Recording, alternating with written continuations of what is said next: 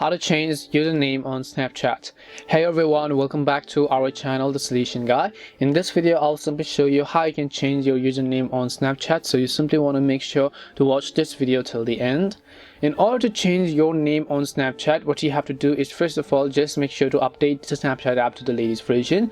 Once you've updated the Snapchat app, I want you to go over and then simply open the Snapchat application and then make sure that you're signed into your account. Then what you want to do is tap on the profile icon from the top left hand side of the screen. So currently you can see my name in this bold letters and my username right under that bold letter is Bimal65.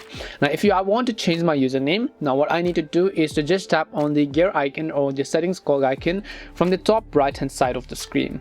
Now here, if I want to change my name, I'll tap on the name option from the top, but of course we're not going to that, we're just learning to change our username. So just tap on the username option. Now enter the new username that you would like to change to, and keep in mind that you can only change the username once a year. So if you change it now, you'll not be able to change it for the next 365 days. So you have to keep that in mind. This is just done to protect the privacy of your account and strengthen the security as well.